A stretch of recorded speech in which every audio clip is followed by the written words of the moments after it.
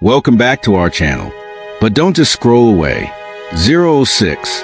Because what you're about to hear is not just a business story. This is a life. 012. Story. A story of a boy who grew up in pain, who watched his father suffer, who lived. 019. In broken apartments and walked through life feeling invisible. And yet, he went on to build one of the 027 most loved brands on earth. Not just a coffee shop, but a brand that changed. 032. How the world starts its day. And no, he wasn't born rich. No, he didn't have. 040. Connections. No, he didn't even found a company he would one day transform. 045. He was laughed at, rejected, and told, no one will ever pay $3 for a cup of. 050. Coffee.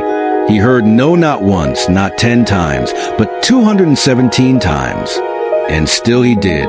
059. His name is Howard Schultz. And this is the story of how he turned a painful 105 childhood into a billion-dollar brand. How he transformed coffee into culture. 111. And how rejection became the fuel that made him unstoppable.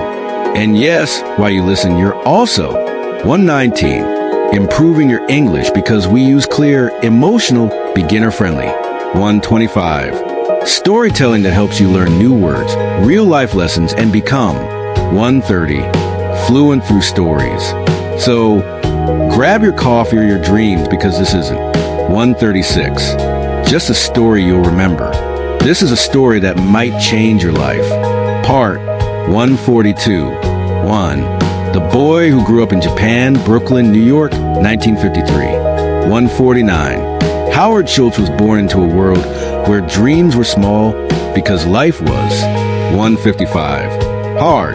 He grew up in the Bayview Housing Projects, a government housing project. 201.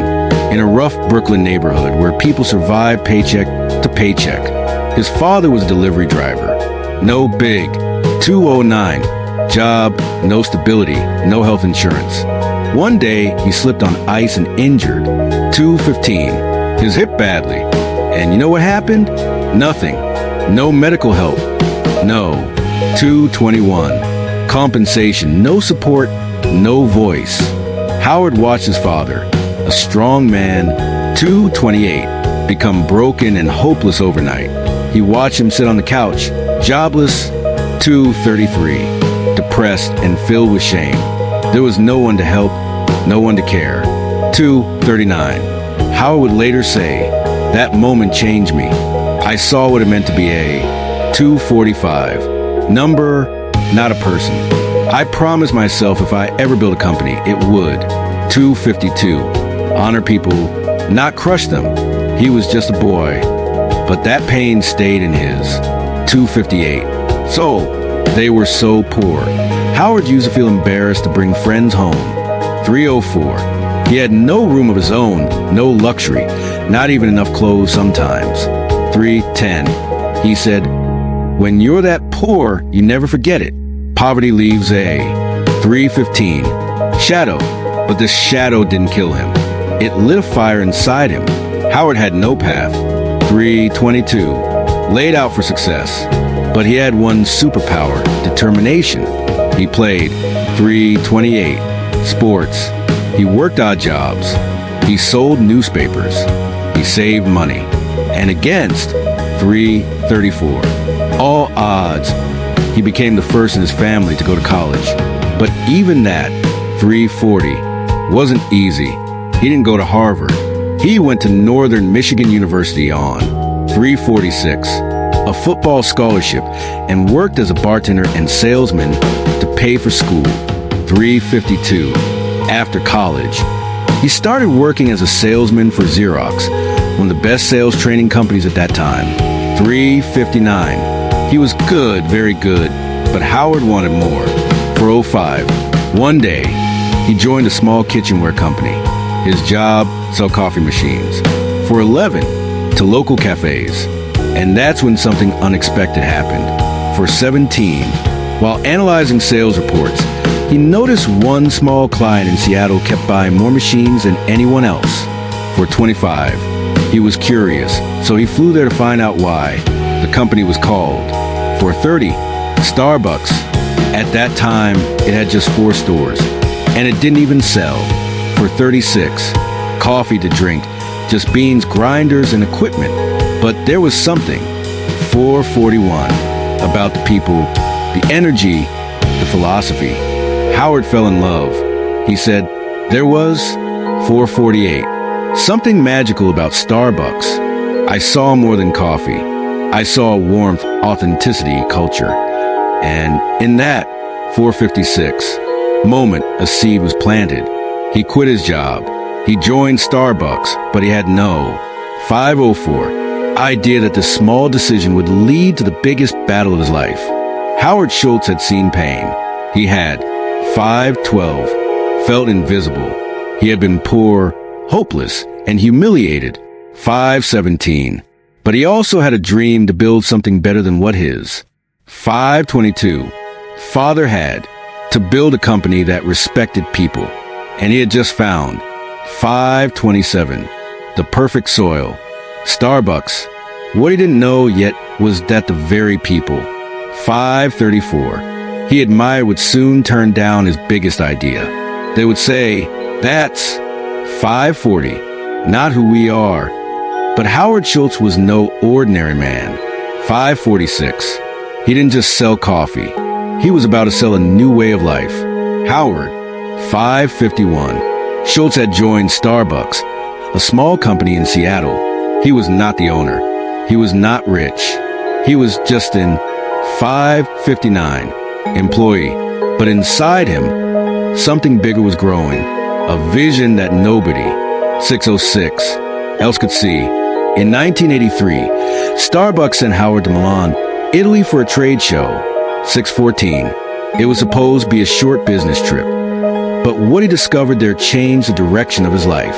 As he, 622, walked through the streets of Milan, something caught his heart.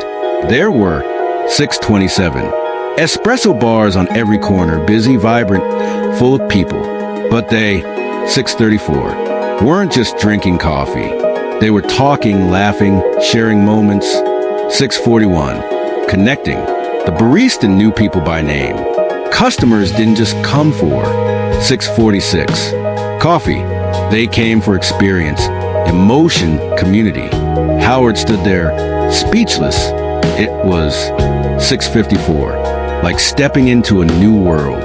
This is it, he thought. This is what 701 America doesn't have. We don't have this culture, this experience, this feeling. 707, he didn't see coffee. He saw warmth. He saw belonging. He saw something human. 714, when he returned to Seattle, Howard walked into the Starbucks office on fire. 720, with excitement, he told the founders, we need to open coffee bars, not just. 727, sell beans. Let people drink the coffee here. Let's create that Italian espresso. 733, culture right here in America. He was excited. He was confident. He was 740, ready to build something new. But then came the answer that broke him. The 746. Founders of Starbucks, Jerry Baldwin, Zev Segal, and Gordon Baylor, listened. 752. Quietly. Then they said, no, that's not who we are. We sell coffee beans, not serve. 8 o'clock. Drinks. They didn't believe Americans would ever go for it. They thought people wouldn't. 806. Pay $2 or $3 for a cup of coffee. They thought it was too risky, too strange. 813. Howard was stunned. This was his moment, his dream, his mission, and it was 819. Crushed. Howard didn't argue. He didn't scream, but inside he knew. If they 825 won't do it, I have to do it myself. And so, with nothing but belief, Howard, 832, made the biggest decision of his life. He would leave Starbucks to start his own coffee bar. Howard was heartbroken.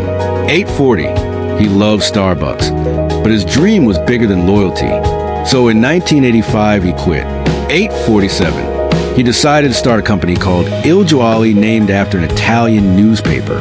But he had no money. He had $8.55 to raise funds to start. Howard believed in his idea. He thought investors would. $9.02. But what happened? Rejection after rejection after rejection. He, $9.10, would walk into meetings full of passion and walk out with closed doors. $9.15. Americans won't pay $3 for coffee. You're not Italian. This won't work. $9.20. Here, you're dreaming too big. He was laughed at, ignored, and insulted. He, $9.26, said, I was rejected 200 MSN times. That number is burned into my brain. But he kept going day after day. $9.35. Meeting after meeting, pitch after pitch, until finally, $9.40. 30 investors said yes. He raised $400,000. $9.45. And in 1986, opened his first coffee bar in Seattle. It wasn't just a coffee. $9.51. Shop, it was a love letter to Italy. Howard made sure everything felt different. Italian music played softly. $9.58. In the background, baristas remembered your name. You didn't just buy coffee. You had an 10:06 experience. And guess what? People loved it. They, 10:11, didn't care that it was new. They didn't care about the price. They came for the 10:17 feeling. Il Giorno became an instant hit. Howard proved them wrong. While Il Jolly, 10:24, was booming, something unexpected happened. The founders of Starbucks, the 10:30, very people who said no, decided to sell the company. They were moving on. 10:37. Starbucks was too small for them now. Howard saw a chance. A big one. 10:43. Dangerous one. A dream that had once been denied to him was now up for sale. 10:48. But there was a problem. In 1987, Howard found out the price. 10:54. To buy Starbucks, he needed $3.8 million. That's about $10 million today. And 11 o'clock. Howard didn't have that kind of money. He was still small, still building. But 11:07, this wasn't just a business move for him. This was personal. This was his 11:12 dream. So once again, he went back into battle. He talked to every investor he 11:19 could find. He begged, he pitched, he cried. He told them, this is not just a 11:25 coffee company. This is my life's purpose. Finally, after weeks of effort, he 11:32 raised the money. And in August 1987, at age 34, Howard Schultz bought Starbucks. 11:38 for $3.8 million. And he didn't just buy the company. He bought back his vision. 11:44, part 2, the coffee that became a culture. It was 1987. 11:50, Howard had just bought Starbucks. But what did he actually buy? It wasn't a 11:55 global brand. It wasn't profitable. It wasn't even a proper cafe. 12:01. All it had was 6 stores, a small roasting plant, a confused brand. 12:06. Identity and a few dozen employees. The company did not serve coffee to. 12:12. Drink. It only sold coffee beans, machines, and accessories. 12:17. There were no lattes, no cappuccinos, no frappuccinos, and no music. Nothing new. 12:23. Recognized today existed yet. Howard had a mountain climb. Howard didn't just. 12:30. Want to own Starbucks. He wanted to reinvent it. His mission was clear. 12:35. Starbucks will not just sell coffee. It will sell an experience, a feeling, a 12:41. Third place between work and home. So he got to work. Howard had 3 key. 12:47. Principles. 1. Create a human connection. Customers should feel seen. 12:53. Valued and respected. 2. Design stores with motion. Each store would be 12:59.